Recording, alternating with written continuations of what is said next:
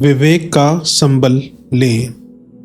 अच्छा होता यदि सघन अंधकार में भटकते हुए जीवन धर्म को कहीं से प्रकाश की एक किरण हस्तगत होने का सुयोग बनता और भ्रांतियों की भयानकता से उबरने का सुयोग प्राप्त हो पाता।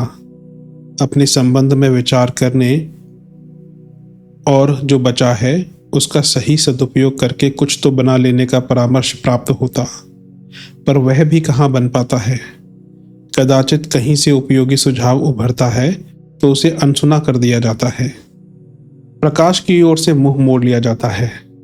इस दयनीय दुर्मति और उसके साथ जुड़ी हुई दुर्गति का आकलन करने वाला विवेक हा अंत कहकर पेट में घूंसा मारकर मुंह को हाथों में छिपाकर किसी कोने में बैठता है, जहां लाभ को हानि और हानि को लाभ समझने की सनक ठंडे उन्माद की तरह सिर पर सवार हो रही हो।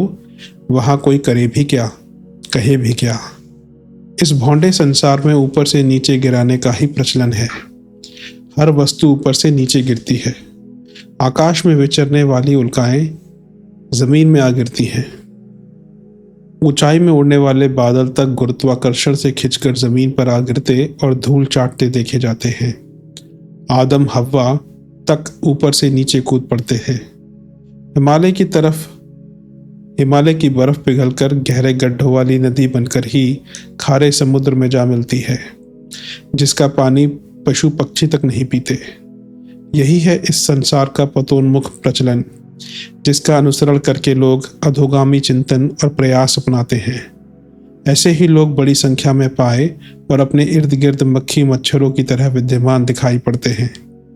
इन बहुसंख्यकों का अनुसरण करके भला कोई अपना क्या हित साधन कर सकता है। उनके प्रश्न भी ऐसे ही अधोगामी होते हैं। तथा कथित स्वजन संबंधी भी ऐसे ही सुझाव देते और आग्रह करते देखे जाते हैं। उनका बुलावा अपने जैसे काक मंडली में आ बैठने के अतिरिक्त और कुछ हो ही नहीं सकता। अपने संचित कुसंस्कार भी उसी कीचड़ में लौट चलने के लिए प्रेरित करते हैं जिनमें मुद्दतों रहना पड़ता।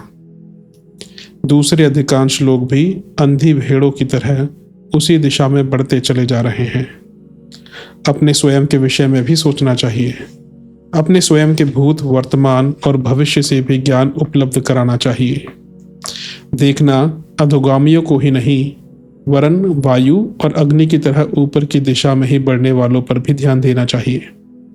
नजर उठाकर उस ओर भी निहारना चाहिए जिस दिशाधारा को महामानवों ने अपनाया और उत्कृष्ट आदर्शवादिता पर चलते हुए पीछे वालों के लिए ऐसा मार्ग छोड़ा है जिसका अनुसरण करने पर अपने को और साथी सहचरों को भी धन धान्य बनाया जा सके।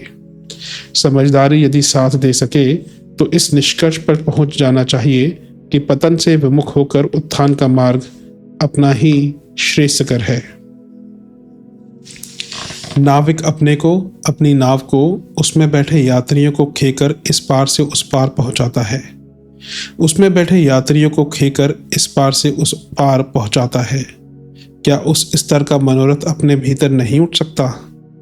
क्या नर पामरों जैसी दुर्गंध भरी जिंदगी जीने की अपेक्षा ऊपरी लोक में रहने वाले देवताओं की स्थिति में जा पहुंचने के लिए अपने को उल्लसित तरंगित नहीं किया जा सकता?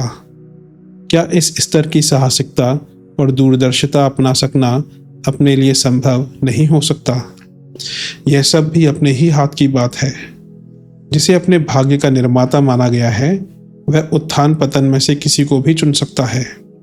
स्वर्ग या नरक में से किसी भी दिशा में चल पड़ने के लिए पूरी तरह स्वतंत्र है। परिस्थितियों को दोष देना व्यर्थ है। वे तो मनस्थिति के अनुरूप ही ठहरती और बदलती रहती हैं। दूसरों का न सही, अपना भविष्य निर्माण करने के संबंध में कोई भी बात अपनाना और किसी राह पर चल पड़ना पूरी तरह अपनी आकांक्षा और निर्धारण पर अवलंबित है।